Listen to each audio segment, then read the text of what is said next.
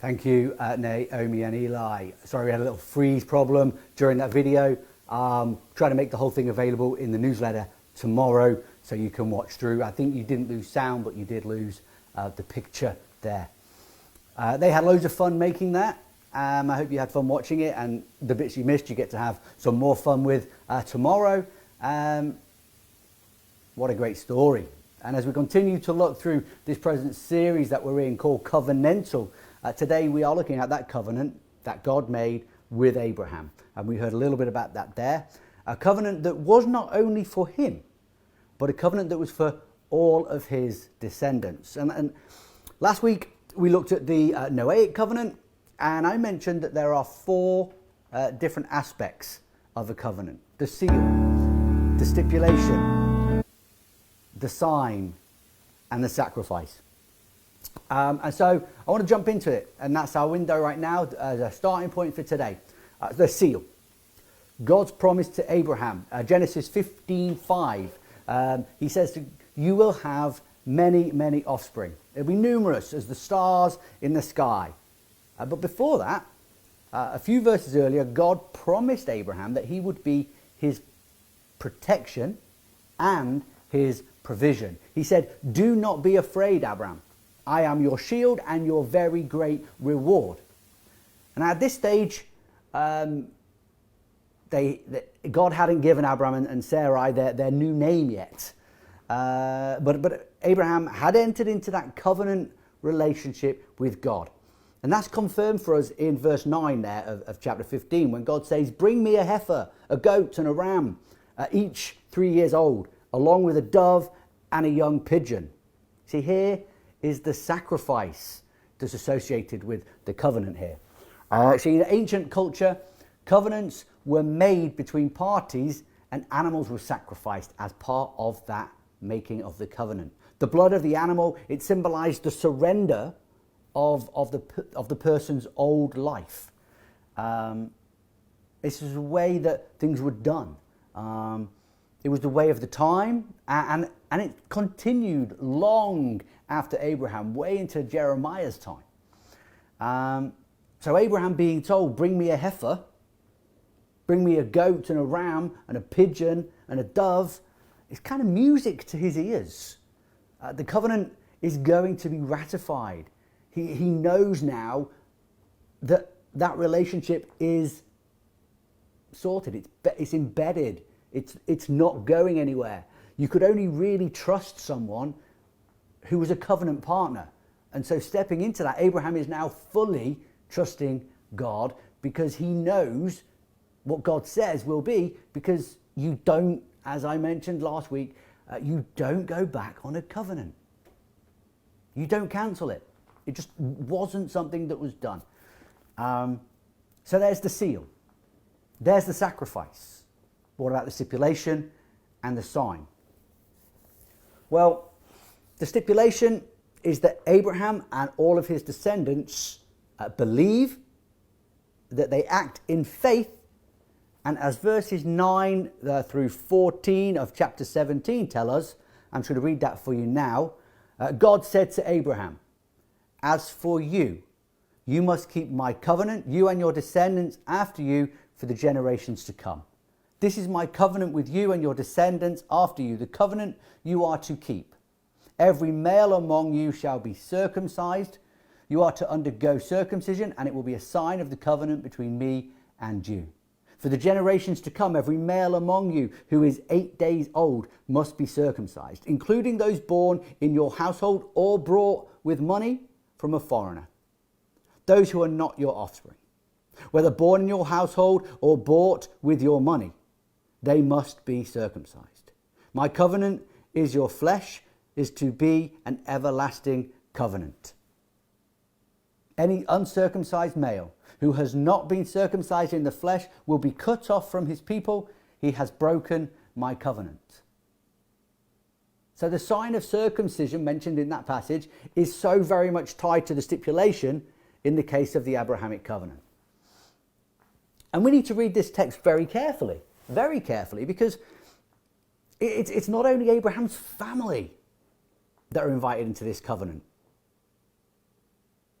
but the whole household. Present slaves, future slaves, future people who join the tribe, who come to be part of that which is under Abraham's control. See, if they all keep that stipulation that has been assigned to the benefit of this covenant from God, then they are in covenantal relationship with God. So this covenant, it's not only for those who have been born into the family of Abraham, but to all of those who become part of his household. God offers everything that he has. That's the way of the covenant. But he asks Abraham in return to walk with him, to live a life before God. And that's the call, that's the stipulation on all of those who want to step into that relationship of covenantal relationship under the Abrahamic covenant. And I love the picture of walking with God. And I'm reminded of two things here. First, I'm reminded of the hymn in the garden. You may know it. If you don't, I'm about to read you the chorus words anyway. And the second is a poem called Footsteps. But first, the chorus of that hymn. It says, "And he walks with me, and he talks with me, and he tells me I am his own, and the joy that we share as we tarry there, none other has ever known." God is walking and talking with Abraham. And he's calling Abraham not only to just talk, but to walk in his ways. Today we might say he's not only talking the talk, but he's walking the walk. He's 100% committed and behind this covenant and being faithful to the God who he's made that covenant with. And then that poem that I mentioned. It's such a great poem. You may know it. If you don't, I really recommend looking it up. I love how the emphasis shifts and really highlights God's grace and his mercy. I mean, the author, he looks back and he sees only footprints in the sand, one set instead of two, where it started. And he says, "God, why did you leave me when I needed you the most, when I was in troubled times?" And God says, "I didn't leave you. You only see one set of footprints because that's when I was carrying you." There's another kind of poem which is a bit of a take on the footprints, but it's called Butt Prints, which alludes to the times which God isn't carrying us, but he's literally dragging us in the sand, getting us to where we need to go, sometimes as we are reluctant. And I kind of like that image of God grabbing my legs and pulling me along to get me to where he is needing me, wanting me to go. But I digress a little bit there. Abraham is in covenant relationship with God. He is filled with that joy of being made, of it being made official with the sacrifices that's been.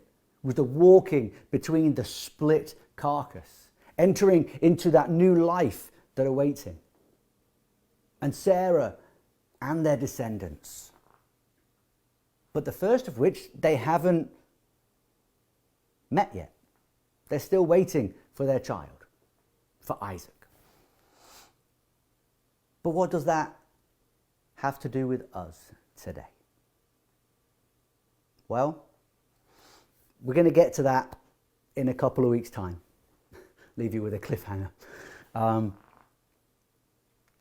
But for today, I really want to be challenging you and pushing you to be thinking right now, right here, what is it that God has done for you? God called Abraham. The action of entering into a covenant with him, it was initiated by God. It was an extension of his grace and his mercy. Not something that Abraham had asked for, but it is something that he was very thankful that he had received. So when I ask you, what are you thankful for? What are you thankful to God for? I want you to think beyond the things which you may have asked him for. Where is his blessing in your life? Simply because he showed up and he put it there. just because he wanted to, shower you with his grace. And that's a great picture. He wants to shower you with his grace. And where have you seen that? Where have you seen that in your life? Where can you recall that? And where can you share that very story with other people so they get to see what it is that God is up to in your life and what he could be up to in their life? See that grace? It's available to everyone. We need to remember that. And Pastor Karen reminded us of that in the devotion yesterday. He gives it freely, but it's not cheap. It will cost you everything. Okay, it's free, but it will cost you everything.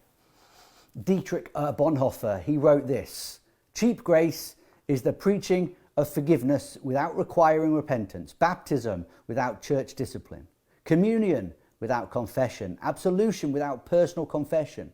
Cheap grace is grace without discipleship, grace without the cross, grace without Jesus Christ living and incarnate. But costly grace is the treasure hidden in the field. For the sake of it, a man will go and sell all that he has. It is the pearl of great price to buy, which the merchant will sell all of his goods. It is the kingly rule of Christ, for whose sake a man will pluck out the eye which causes him to stumble. It is the call of Jesus Christ, at which the disciple leaves his nets and follows him. Costly grace is the gospel, which must be sought again and again, the gift which must be asked for, the door at which a man must knock.